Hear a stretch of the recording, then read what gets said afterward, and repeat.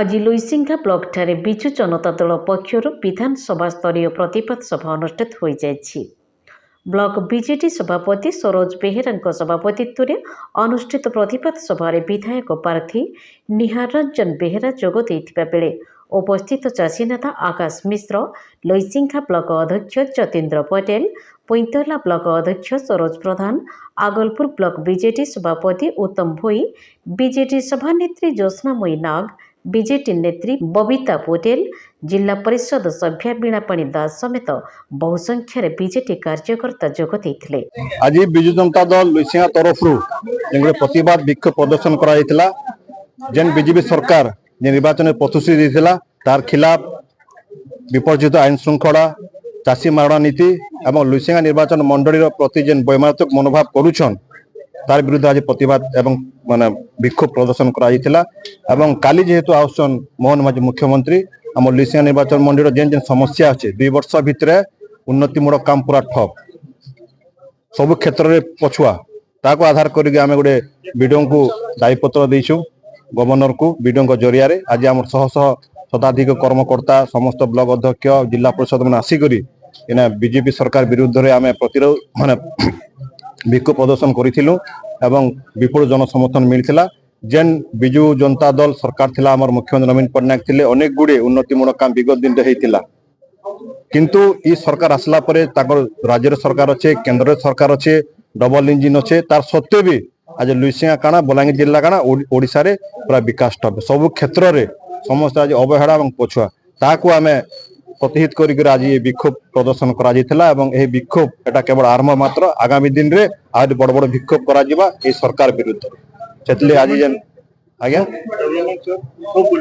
आज्ञा सरकार को दोष दिया सरकार अपरागता जेन मुख्यमंत्री अच्छन जेन आम बलांगीर जिला 2-2टा मंत्री अच्छन से सरकार चले नहीं जानबार सरकार के चलासन भीतर आइडिया नहीं न जहाँ दिल्ली निर्देश आसे कार्यक्रम कर नवीन पट्टनायक भी से निजे डिसीजन नौते से निजे स्थिर करते सरकार चलाबार दक्षता दिन गोटे रिमोट सरकार से बलांगीर जिला आम लुईसिंघा निर्वाचन सारा ओडिशा रे आज विकासमूलक काम पूरा ठप हो पड़े से आज ओडिशा जनसाधारण ताती कर चाषी को समस्या तो आगे सब सब बड़ समस्या माने चाषी को दुख कहले निश्चय देखुन विगत जेन आम धान माने आम जेन धान चाष पर आज्ञा समस्त आशा करथिले कि आमे धान बिक्री आमे करमु आम टोकन पाइला परे किंतु ना टोकन आज पर्यंत भी किसी चाषी को टोकन नहीं मिलवा धान माने आपन पैक्स रे गदा ହେଇଛି आपनकर जेन 800 टका इनपुट सब्सिडी प्राय नहीं पाइबा तानु बड़ दुख काना है सेतिले बोली करी प्रतिवाद विक्षोभ आम स्वर केंद्र सरकार पाखे पहुंचवा एवं से माने केना चेतबे और आगामी कार्य करबे। प्रथमे ब्लॉक सम्मुख में बीजेटी सरकार कार्यकल्प विरुद्ध में नाराबाजी दे ओडिशा सरकार स्वास्थ्य और परिवार कल्याण मंत्री और यशस्वी प्रधानमंत्री कोष पतड़िका करते आज काली मुख्यमंत्री आसबे जाए बलांगीर के तो आज गोटे आमर माने जेनटा के दाबी थिला जेनटा के 2 वर्ष है आम कि कहनी आसु थे कि किसी भी कार्य बाधा नहीं दौ थे आज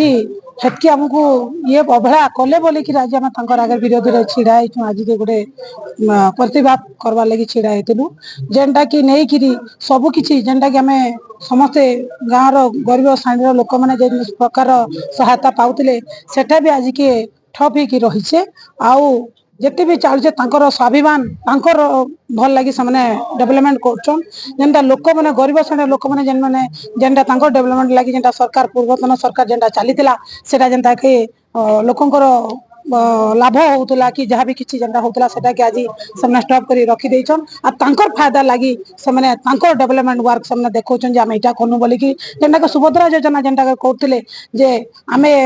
आपन को 50,000 टंका लेखा दमु बोलिकी जेनटा डिक्लेयर करते समस्ते माँ भौणी आशा करते जे एमने गोटे वर्ष रे पाइमु 50,000 बोली किसी आशा रही किसी बिजनेस करमु कि खाना किसी करमु बोलिकी एथर से खाना कहते आमर इच्छा आम 50,000 टंका देबु बोलिकी कहिथिलु किंतु आमे केबे देबु बोलिकी कहि नथिलु किंतु आमे दउचु जेनटा कि 5 वर्ष पर जाके 50,000 टंका सबने कंप्लीट करबे जेनटा कि गरीब श्रेणी लोक मैंने जेन स्कूल टाइफेन पाउतले जेनटा कॉलेज स्टूडेंट मैंने पॉकेट मनी टाइप रो जेनटा गवर्नमेंट सरकार जेन दउतला पूर्वतन सरकार सेटा भी आज के सामने ठप कर रही देले जेनटा कि हमर हेल्थ ऊपर जेनटा गोटे चलतला गोटे सहायता जेनटा चलीतला माँ मन को 10 लाख टंका बापा मंगर पछरे 5 लाख टंका सेटा भी एबे ठप होकर रहीगला। उक्त प्रतिवाद सभारे धन्यवाद अर्पण करथिले पैंतला ब्लॉक सभापति सुधीर अमात। आज बहुत दुखर सहित प्रतिवाद करबार के पड़ुचे बीजेपी सरकार